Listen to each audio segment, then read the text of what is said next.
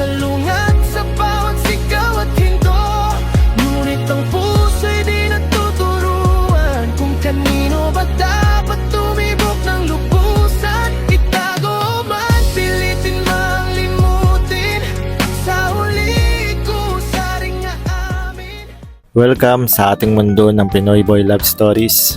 Mga kwentong puno ng kilig, kirot, sikreto, at tunay na pagmamahal. Dito, bawat kwento ay may buhay. Bawat karakter ay may puso. Bawat eksena, may emosyong tatamang diretso sa'yo. Kung mahilig ka sa mga BL na may halong drama at unexpected twist, nasa tamang lugar ka. Huwag mong kalimutang mag-like kung nagustuhan mo ang kwento. Mag-comment para malaman ko ang iyong reaksyon at ang iyong suggestion. At syempre, mag-subscribe para sa mga susunod na episode at bagong kwento. Huwag niyo rin kalimutang i-click yung notification bell para hindi nyo ma-miss yung mga bagong stories. Tara, simulan na natin ang kwento sa araw na to. Hindi tahimik ang apartment 304. Kahit alas 2 na ng madaling araw, may bumagsak na pintuan. Putina mo, Travis! Huwag mo akong minumura. Sino bang nag-iwan ng bulok na ulam sa ref, ha? Magkaharap sila sa gitna ng maliit na kusina.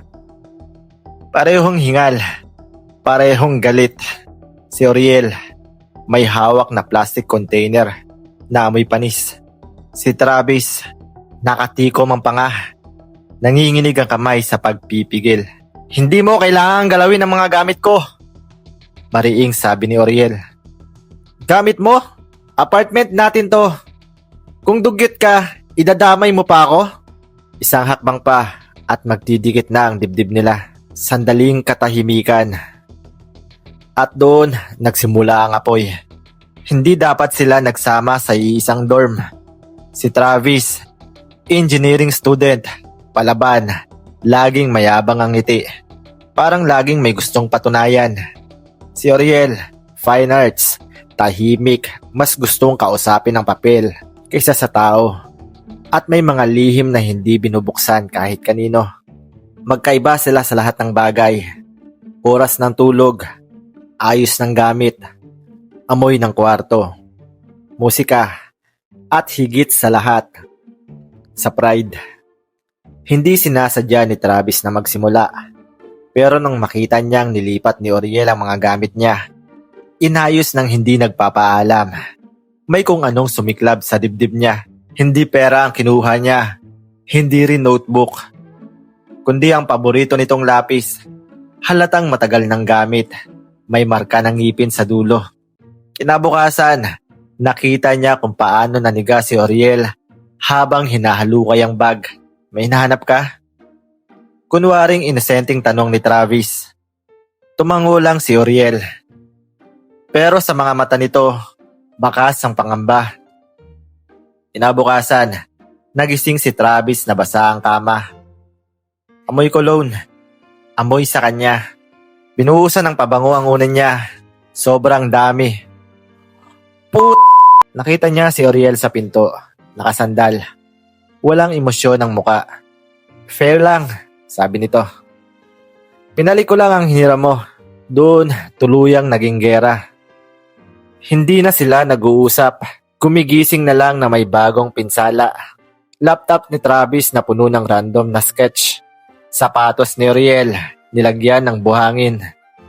Toothbrush na binabad sa asin. Headphones na ginupit ang wire. At sa bawat gabi, kapag tahimik na ang apartment, pareho silang nakahiga. Pero gising. May konsensya. Pero mas nangingibabaw ang galit.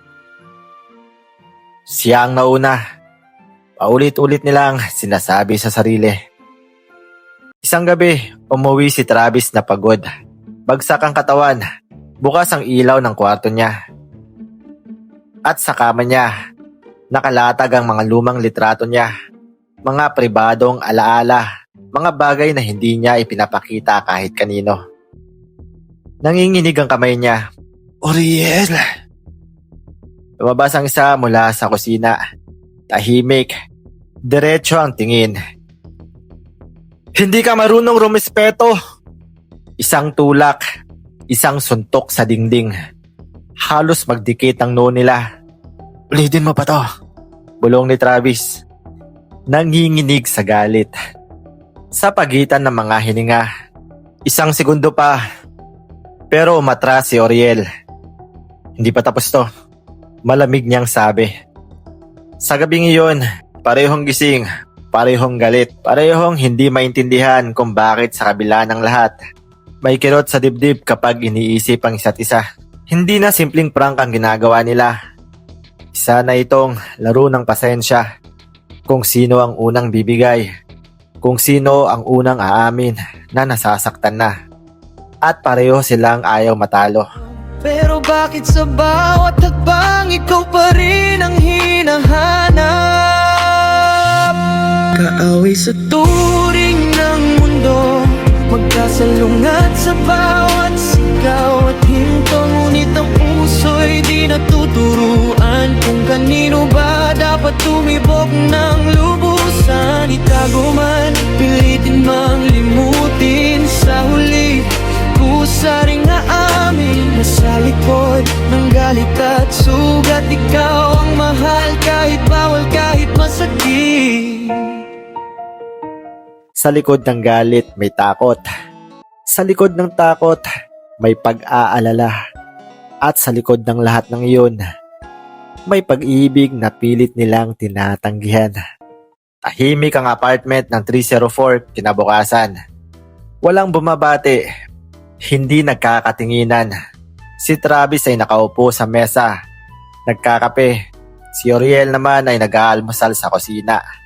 Tahimik na hinihiwa ang tinapay. Mabagal, parang may kinikimkim. Sa gitna ng katahimikan, may tensyon na parang manipis na salamin. Isang maling galaw lang, agad itong mababasag. Napatitig si Travis sa liig ni Oriel. Pawis, bakas dito ang Adam Sapol. Ang linya ng palikat. Bakit pa kita tinitingnan? Biglang tanong ni Oriel. Hindi lumingon. Napalingon si Travis, nairita. Feeling mo lang yun. Ganun ba? Malamig na tugon nito. Tumahimik ulit. Pero sa dibdib nila, may kung anong hindi mapatahimik. Umuwi si Oriel ng gabing iyon na pagod.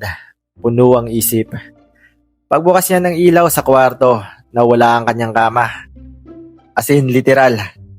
Nakaangat ito, nakasabit sa lubid na nakatali sa kisame. Imposibleng hindi mapansin. Nanigas siya. Travis! Walang sagot. Nakita niya ang note sa pader. Sulat kamay. Next time, huwag mong galawin ang gamit ko. Hindi siya sumisigaw. Hindi siya nagwawala. Ngumiti lang siya. Isang ngiting mapanganib. Kinabukasan, papasok na si Travis nang mapansin niyang may kakaiba. Tahimik ang paligid. Masyadong tahimik. Pagbukas niya ng phone, lahat ng files niya naka-rename. Hindi basta-basta. Mga pangalan ng taong iniwan siya. Mga alaala ng pagkatalo. Mga salitang ayaw niya nang maalala. Nanlambot ang kamay niya. Putak. Doon siya sumabog. Pagdating ni Travis sa apartment, nadatnan niyang kalmado si Oriel. Nagdodrawing sa mesa. Hindi siya sumigaw. Nilapitan niya ito. 1 hakbang. 2 hakbang. Hanggang magdikit ang dibdib nila. Ginawa mo to? Mariing sabi ni Travis. Hindi tumingin si Oriel. Patuloy lang sa pagguhit. Hindi ka ba talaga tinuruan ng magulang mong rumespeto? Biglang hinablot ni Travis ang papel. Napunit ito. Tumigil ang oras. Dahan-dahang tumingala si Oriel. Sa unang pagkakataon, may galit sa mga mata niya. Hilaw. Totoo. Mapanganib. Wag. Mababang sabi nito. Huwag mong subukang pulitin yan. Hindi umatras si Travis. Bakit? Ano bang gagawin mo? Isang suntok ang dumapo sa balikat ni Travis. Hindi malakas, pero sapat para magising ang lahat ng pinipigil. Kasagutan sila. Nagtulakan. Suntok sa pader. Bumagsak ang upuan. Pareho silang hingal. Parehong nanginginig. At sa gitna ng kaguluhan, may sandaling nagkatinginan sila. Masyadong malapit. Masyadong mainit. Biglang umatras si Oriel. Parang may naalala. Di pa tayo tapos, sabi niya. Pilit matigas ang boses. Ngumisi si Travis. Pero basag ang loob. Hindi ako natatakot sa'yo. Sa magkalayong kama, parehong walang tulog ang dalawa. Si Travis, nakahiga, hawak ang phone. Tinitignan ang mga files na binura ni Oriel. May kirot sa dibdib na hindi lang galit. Si Oriel naman, nakaupo sa sahig ng kwarto niya. Hawak ang punit na papel. Sobra na ba? Sa unang pagkakataon, pareho silang nagtatanong. Pero sa bawat tanong, bumabalik ang alaala ng galit. Sa pagitan ng puot at konsensya, may pumintig na damdaming hindi nila mabigyan ng pangalan. At habang patindi ang mga gantihan, mas nagiging malinaw. Hindi lang ito tungkol sa pagkamuhi. Ito ay tungkol sa isang damdaming pilit nilang tinatabunan. May mga gabing hindi na tungkol sa panalo ang laban. May mga gabing kahit galit ka pa, may mga parte sa kanila na natatakot na masaktan ng kalaban. At mas kinakatakutan nilang aminin yon. Tahimik si Travis buong araw. Hindi siya pumasok sa klase. Nasa apartment lang siya, nakaupo sa sofa. Walang ginagawa. Paulit-ulit na binubuksan ang cellphone, saka isasara. Naiinis siya, hindi kay Oriel, kundi sa sarili niya. Bakit pa ako naaapektuhan? Kaya nang makita niya ang sketchbook ni Oriel sa mesa, nang ibabaw ang galit. Hindi niya ito sinira, pero mas masahol pa. Tinago niya ito sa loob ng washing machine. Oras ang ilaw sa apartment nang dumating si Oriel. Travis! Walang sagot. Travis! Walang sumasagot. Nakita niya ang mesa. Wala ang kanyang sketchbook. Nanlambot ang tuhod niya. Hindi yun basta gamit. Nandoon ang bagay na hindi niya kayang sabihin. Mga alaala ng magulang niyang wala na. Mga panahong nag-iisa siya. At mga guhit ni Travis. Oo, may mga lihim na sketch ni Oriel ng doormate niya. Mga sandaling hindi niya sinasadya. Mga titig na hindi niya maintindihan kung bakit niya ginuguhit. Hinabol niya si Travis sa sala. Nasaan? Nanginginig ang boses. Nasaan yung sketchbook ko? Nagkibit balikat si Travis. Ewan. Isang kasinungalingan. At pareho nilang alam yun. Hinablot ni Oriel ang kwelyo ni Travis. Isang segundo, wala nang salita. Isang suntok ang muntikan ng lumipad. Napaatras si Travis. Gulat, hindi sa lakas, kundi sa takot sa mata ni Oriel. Hindi mo ba alam kung ano yun sa akin? Halos pabulong na sigaw ni Oriel. Paano ako? Biglang sigaw ni Travis. Sa tingin mo ba wala kang ginagawang nakakasakit? Tahimik, hingal, magkalapit. Sa sobrang lapit, ramdam ni Travis ang panginginig ng katawan ni Oriel. At sa sandaling iyon, hindi siya nakaramdam ng galit, kundi takot na mawala. Hindi na natapos ang suntukan. Si Travis ang unang bumitaw. Tahimik siyang pumunta sa banyo. Binuksan ang washing machine at inilabas ang sketchbook. Basa, pero buo pa. Inabot niya ito kay Ariel. Walang salita. Tinanggap ni Oriel. Mahigpit ang hawak na parang takot na mawala ulit ito. Nagkatinginan sila. Matagal. Walang galit. Walang insulto. Tanging pagod. Hindi sila nag-usap ng buong gabing yon. Pero sa unang pagkakataon, tumigil ang pagpaprank. Wala nang bitag. Si Travis ang nagluto. Si Oriel ang naghugas ng pinggan. Tahimik. Parang normal. At sa katahimikang iyon, mas ramdam nila ang bigat ng damdaming matagal nang iniiwasan. Kinabukasan, may bumisita kay Ariel. Isang kaklasing masiyahin at malapit sa kanya. Napansin ni Travis kung paano ngumiti si Oriel. Ibang ngiti, ngunit nagdudulot ng kirot sa dibdib niya. Hindi niya maintindihan kung bakit. Boyfriend mo? Bigla niyang tanong na walang preno. Natigilan si Oriel. Hindi. Mabilis sa sagot nito. Bakit mo ba tinatanong? Umiling si Travis. Wala. Pero nagsisinungaling siya. Pinagtagpo sa maling pagkakataon, sa lugar na puno ng galit at hamon magkaiba. May mga sandaling akala mo laro pa rin. Hanggang sa biglang may sumobra. Wala nung gabing ibinalik ni Travis ang sketchbook. May nagbago. Hindi na sila naging magkaibigan. Pero hindi na rin sila lantad na magkaaway. May mga sandaling nagkakasabay sila sa kusina na walang insulto. Mga gabing sabay silang kumakain, walang usap, pero walang galit. At iyon ang mas nakakatakot.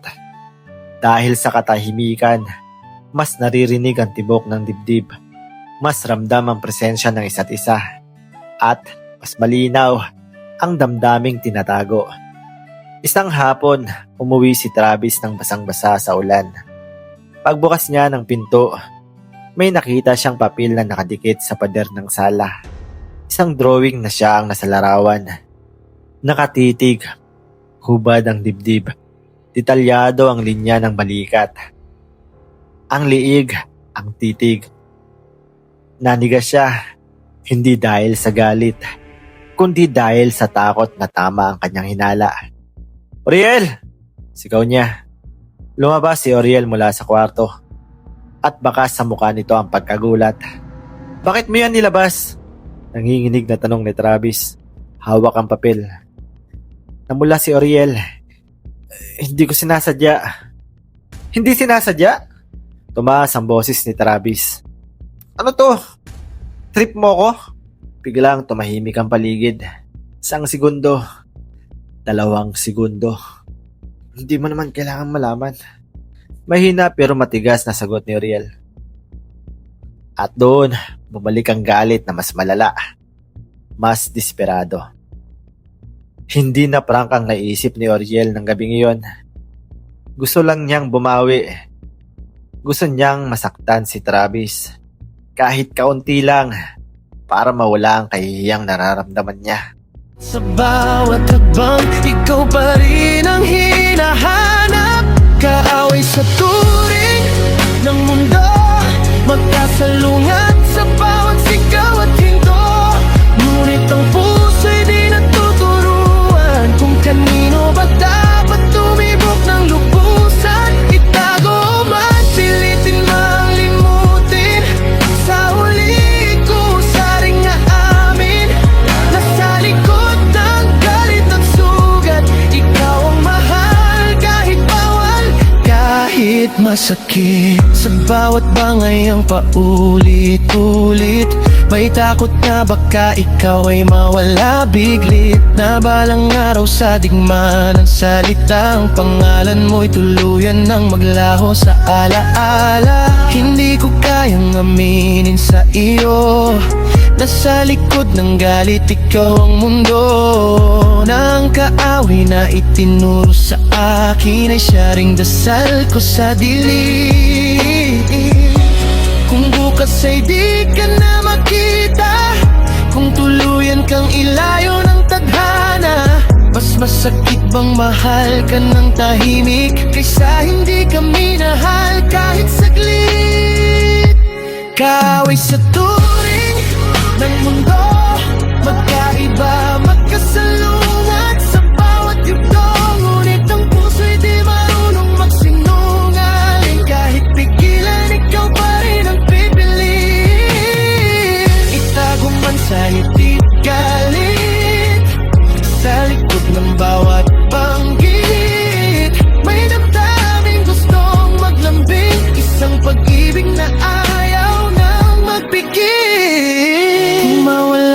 sa isang iglap at ang digmaan ay tuluyang magwakas. Sana'y alam mo bago ang wakas na minahal kita kahit sa maling oras. Hindi kita tinawag na mahal, ngunit sa bawat tibok ikaw ang dahilan. Kaaway sa pangalan, sa mundo'y bawal, pero sa puso ko ikaw ang tahanan.